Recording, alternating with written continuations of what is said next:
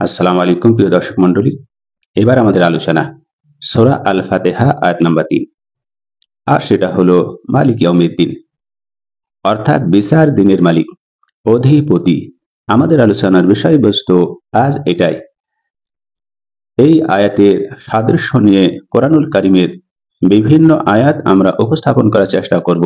আল্লাহ পাক রব্বুল আলামিন তিনি বলেছেন সূরা আল মুমিনুন আয়াত নাম্বার ১১৬, সেখানে বলেছেন, অতএব আল্লাহ প্রকৃত মালিক, আল্লাহ প্রকৃত মালিক, তিনি মহান, তিনি ব্যতীত কোনো ইলাহা নেই, তিনি সম্মানিত আরশের রব, অর্থাৎ মালিক। তাহলে এখানে রাজত্বের ধারণা ফুটিয়ে তোলা হয়েছে।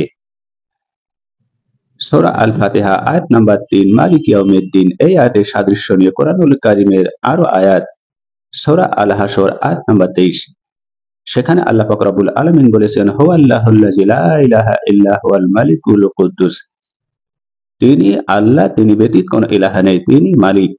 তাহলে পবিত্র সর্বোচ্চ মালিক এখানে ফুটিয়ে তোলা হয়েছে। সূরা আল ফাতিহা আয়াত নাম্বার ৩, মালিক ইয়াউমিদ্দিনের সাদৃশ্য নিয়ে কোরআনুল কারীম সূরা আল ইনফিতার আয়াত নাম্বার ১৭ থেকে ১৯, সেখানে আল্লাহ পাক রব্বুল আলামিন বলেছেন, আর তুমি কি জানো বিচার দিবস কি? বিচার দিবস কি? আবার বলেছেন, তুমি কি জানো বিচার দিবস কি? সেই দিন কেউ কারোর কোনো উপকার করতে পারবে না, আর সেদিন সব কাজের ফয়সালা একমাত্র আল্লাহর হাতেই থাকবে, আল্লাহর হাতে। অর্থাৎ বিচার দিবসের একচ্ছত্র কর্তৃত্বের কথা এখানে ফুটিয়ে তোলা হয়েছে।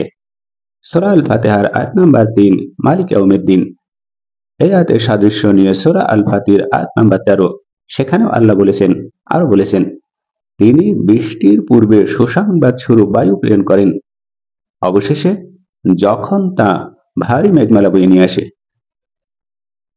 তখন আমি একটি মৃত জনপদের দিকে পরিচালনা করি, অতঃপর তা দ্বারা বৃষ্টি বর্ষণ করি এবং তা দ্বারা সর্বপ্রকার ফল উৎপন্ন করি। এইভাবে আমি মৃতদেরকে পুনরায় জীবিত করব, যাতে তোমরা উপদেশ গ্রহণ করো। তাহলে এখানে পুনরুত্থানের ইঙ্গিত স্পষ্ট করা হয়েছে, যা বিচার দিবসের পূর্ব শর্তের কথা তুলে ধরা হয়েছে। সূরা আল ফাতিহা আয়াত নাম্বার ৩, মালিক ইয়াউমিদ্দিন, এই আয়াত নিয়ে সূরা ইয়াসিন আয়াত নাম্বার ৮১ থেকে বলা হয়েছে। এখানে পুনরুত্থান ও আল্লাহর সৃষ্টির ক্ষমতা নিয়ে বিশ্লেষণ, প্রশ্নের জবাবে তার সর্বত্র মালিকানার কর্তৃত্বের কথা এখানে বলা হয়েছে। এখানে পুনরুত্থান ও আল্লাহর সৃষ্টির ক্ষমতা নিয়ে প্রশ্নের জবাবের তার সর্বময় কর্তৃত্বের কথা এখানে তুলে ধরা হয়েছে। সূরা আল ফাতিহা আয়াত নাম্বার ৩, মালিক ইয়াউমিদ্দিন, অর্থাৎ বিচার দিনের মালিক। এই বিচার দিন নিয়ে আমরা আরো বিভিন্ন ধর্মগ্রন্থের সাদৃশ্য উপস্থাপন করতে পারি ইনশাল্লাহ। যেমন ঋগ্বেদ, হিন্দু ধর্মগ্রন্থ, সেখানে বলা হয়েছে সত্য ধর্মের ঋতু, রক্ষক, অর্থাৎ বিচার বা নৈতিক শৃঙ্খলার ধারণা এখানে ফুটিয়ে তোলা হয়েছে।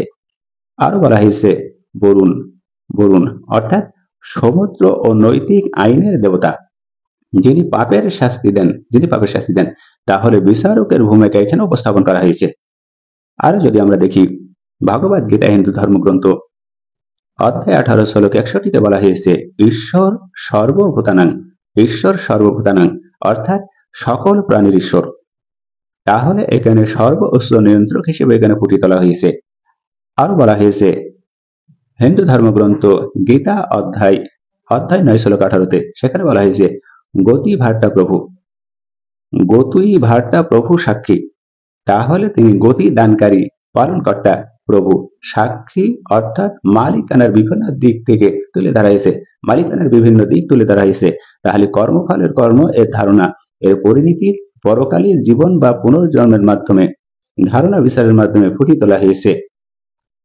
আরো যদি দেখি আমরা বাইবেল, খ্রিস্টান ধর্ম, ইহুদি ধর্ম, আর সেটা আছে মতি অধ্যায় 25 শ্লোক 31 থেকে 46-এ, সেখানে বলা হয়েছে, মেষ ও ছাগল বিচারের দিন মানব পুত্র তার সম্মানে ফেরেশতাদের সহিত আসবেন, আর তখন তিনি তাহাদিগকে পৃথক করিবেন।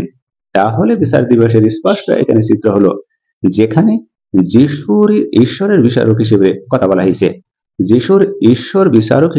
হয়েছে, আর যদি আমরা দেখি প্রকাশিত বাক্য অধ্যায় 20 শ্লোক 11 থেকে 15, সাদা সিংহাসন, অর্থাৎ এর বিচার আমি একাই মহান শেখ সিংহাসন। তদু প্রবিষ্ট এক ব্যক্তিকে দেখিলাম।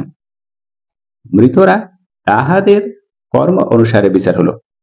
মৃতরা তাদের কর্ম অনুসারে বিচার হলো। তাহলে এখানে চূড়ান্ত বিচারের দৃশ্য ফুটিয়ে তোলা হয়েছে, যা মালিক ইয়াউমিদ্দিন সূরা আল ফাতিহা 3 নম্বর আয়াতের সাথে সাদৃশ্য মেলে। আরো যদি আমরা দেখি দানিয়েল শ্লোক 9 থেকে 10 ও শ্লোক 13 থেকে 14 বলা হয়েছে হিব্রু বাইবেল প্রাচীনতম ব্যক্তি, আর সেটা হলো ঈশ্বর। এরপরও আগমনের চিরস্থায়ী রাজত্ব প্রতিষ্ঠার বিবরণে তুলে ধরা হয়েছে। আরো যদি দেখি গীত সংহিতা অধ্যায় 9 শ্লোক 7 থেকে 8, সেখানে বলা হয়েছে, কিন্তু সদাপ্রভু চিরকাল সিংহাসন অধিষ্ঠিত, তিনি বিচারের জন্য নিজ সিংহাসন স্থাপন করিয়াছেন। তিনি ধার্মিকতার সহিত জগৎ সমূহের বিচার করিবেন, জগৎ সমূহের। তাহলে সূরা আল ফাতিহা আয়াত নাম্বার 3 মালিক ইয়াউমিদ্দিন এই আয়াতের সর্বোচ্চ বিচারক হিসেবে ঈশ্বরের কথা তুলে ধরা হয়েছে। হাদিস নিয়ে যদি আমরা আলোচনা করি, তাহলে সহিহ বুখারী সহিহ মুসলিমে আমরা দেখতে পাই বিচার দিবস অর্থাৎ কিয়ামতের কথা এখানে বলা হয়েছে, এবং আল্লাহর একক কর্তৃত্বের উপরে অসংখ্য হাদিস রয়েছে, যেমন মানুষের হিসাব নিকাশ, মিজান অর্থাৎ দাড়িপাল্লা, ফুলসিরাত অর্থাৎ কুল, আল্লাহ সরাসরি বিচার ফয়সালা ইত্যাদি বর্ণনা করা হয়েছে। এই সমস্ত বর্ণনা মালিক ইয়াউমিদ্দিন অর্থাৎ সূরা আল ফাতিহার 3 নম্বর আয়াতের এই ধারণাকে বিদাসভাবে ব্যাখ্যা করে এবং এর ভয়াবহতা ও গুরুত্ব তুলে ধরে। বিজ্ঞান ভিত্তিক যুক্তি ও লজিক নিয়ে যদি আমরা কথা বলি, তাহলে মৌলিক ন্যায়বোধ, মানসির অন্তরে ন্যায়বোধ ও নৈতিকতা যা বিবর্তনীয় বা ঐশ্বরিক উৎসাহী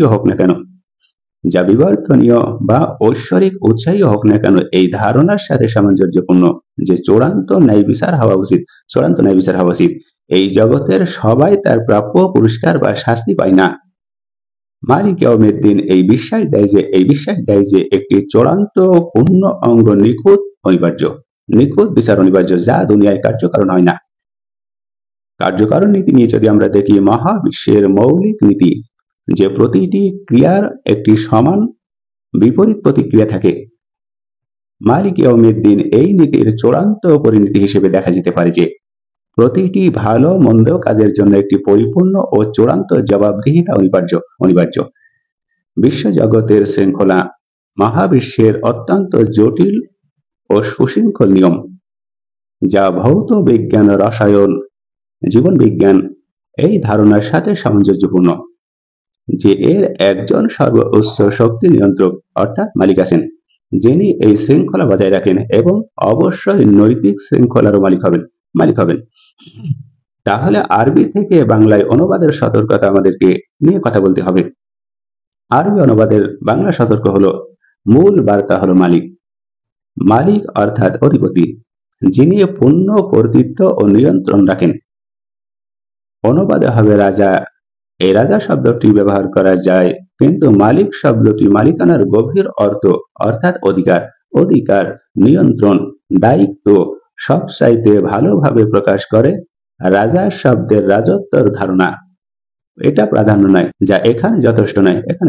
যথেষ্ট হলো অধিপতি, যিনি পুরনো কর্তৃত্ব ও নিয়ন্ত্রণ রাখেন। তাহলে উপসংহার হলো, মালিক ইয়াউমিদ্দিন সূরা আল ফাতিহার 3 নম্বর আয়াত, এই আয়াতটি ইসলামের কেন্দ্রীয় বিশ্বাসকে সংক্ষিপ্তভাবে উপস্থাপন করে।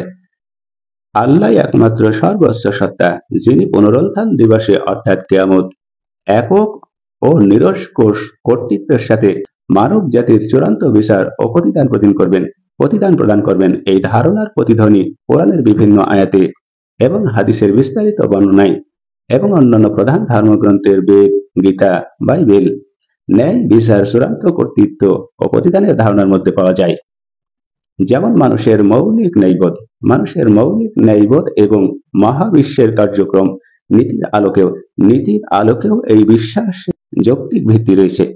আমাদের আলোচনার বিষয়বস্তু এটাই ছিল যে মালিক ইয়াউমিদ্দিন বিভিন্ন ধর্মগ্রন্থের সাদৃশ্য নিয়ে কোরআন সুন্নাহর আলোকে বৈজ্ঞানিক ভিত্তিক মালিক শব্দের আবিধানিক অর্থ হলো মালিক ইয়াউমিদ্দিন অর্থাৎ বিচার দিবসের মালিক। এই বিচার দিবসের মালিক নিয়ে আমরা যথাযথ আলোচনা করার চেষ্টা করেছি ইনশাআল্লাহ। আখির দাওয়ানা আলহামদুলিল্লাহি রাব্বিল আলামিন। আসসালামু আলাইকুম ওয়া রাহমাতুল্লাহি ওয়া বারাকাতুহু।